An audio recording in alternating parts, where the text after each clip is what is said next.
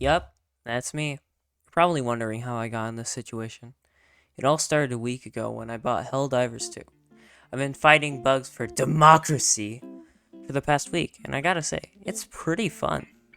I may be a bit biased since I tend to gravitate towards games that are around killing bugs, like Crab Champions. I may have a slight problem. Before I continue the video, I'd like to ask you if you could subscribe. It means a lot to me, and we're almost at 100 subscribers. I'd greatly appreciate it, and you can always unsubscribe later if you want. Okay, back to the video. Killing bugs and liberating planets has really passed the time while my wrist has been healing. The story in this game makes me feel as if I'm actually fighting in a galactic war, killing bugs using literal nukes. HELLDIVERS 2 is a live service co-op game. I know that sounds bad, but I'll explain later why it isn't. We're shooting bugs and bots to liberate planets and spread managed democracy is the goal. There are a bunch of ways to spread democracy, such as, but not limited to, 500 kg bombs, orbital strikes, flamethrowers, lasers from the sky, and crushing your enemies with your fallen comrades. The fact that you dive in from the sky from a hell pod is just perfect. You can kill enemies and your teammates and even get stuck in multiple holes and walls, which has happened to me too many times. When I first played the tutorial, I got demolished by my own hell pod that I called in, which from the name of the game I should have assumed that something would fall from the sky. That's when I realized how much realism there is in this game. For example, the guns don't automatically reload or just refill the current mag. It does take getting used to not reloading when you're outside of combat, but it's manageable. Also, the tiniest details like bug guts that get all over your armor, they don't go away when you go back to your ship. They stay on you until you die or log back into the game, which is probably my favorite detail. The fact that the devs took the time to just add these details makes me respect the game even more. The system they used here for making builds is genius. First, you have your armor with 3 different classes: light, medium, and heavy. Then you have your primary and secondary weapons, but you could care more or less about those. And then you have your support weapons. These things are insane. You have rocket launchers, you have flamethrowers, you have machine guns. They went all out for these support weapons. These might as well just be primaries. The only primary that I can use without a support weapon is the explosive crossbow.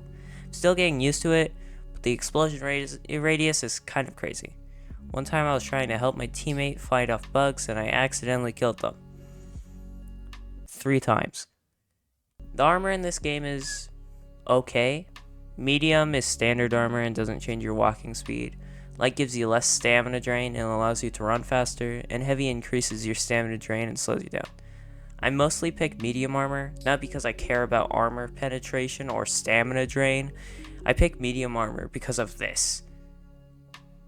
I have not seen a game that allows you to gamble your life until now, and it's saved me way too many times.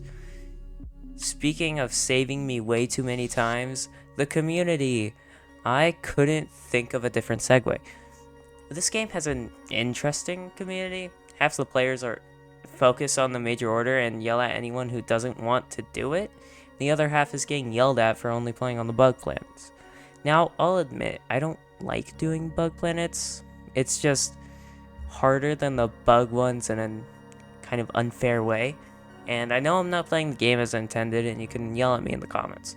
But I paid $40 for this game, and I'm not going to spend my time playing missions that aren't as fun. The bots don't go down as easily as the bugs, and I bought this game to destroy things. I'm not saying I'll ditch you if you play bots, I'm just saying I won't choose it on my own. The story and narrative are so good in this game, it makes me feel immersed in it. In the tutorial, I wasn't upset I couldn't play the game until I finished it. It actually made me feel as if I was in training. The live service model isn't bad either. The microtransactions aren't necessary and can be skipped entirely. You can even find the currency in loot boxes in the map. Like, they're just giving out free money. And after the main war bond, which is essentially a battle pass for free, it does get harder to get currency. You can find it on the map like I said before, but it isn't much. When you complete the initial war bond, you'll have enough currency to get a premium war bond if you found a couple loot boxes along the way. But after that one, you're kind of out of luck. I hope you enjoy spending hours searching for hundreds of loot boxes. If they just increase the amount of currency you got from each loot box, I'd be perfectly content with that.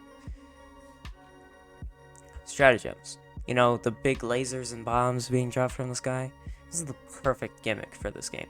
We heard you wanted to shoot bugs.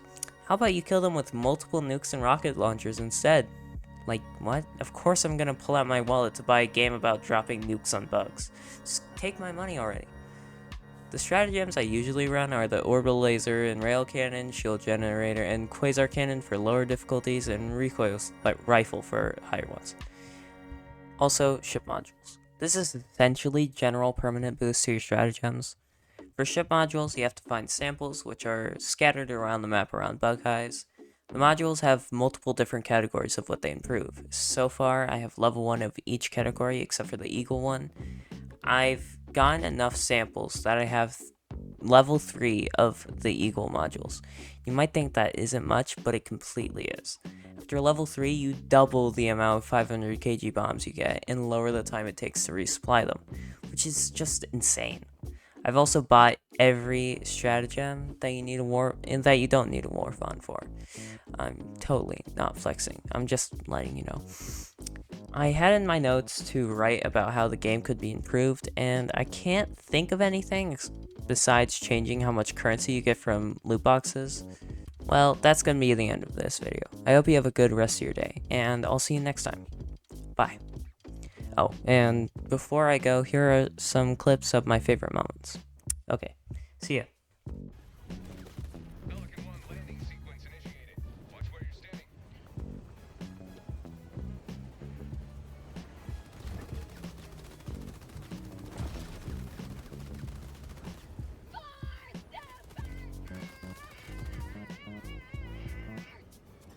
Orbital inbound.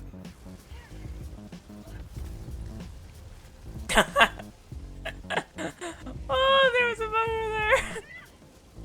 Reinforcements have been launched.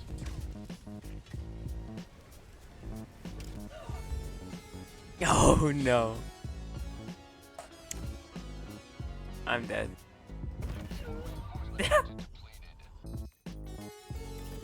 Let's go, the final thing. Let's go. Everything. I got everything. Make those bills.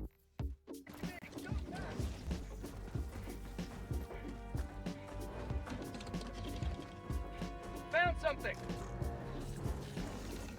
Support weapon. Extraction is available. Support weapon.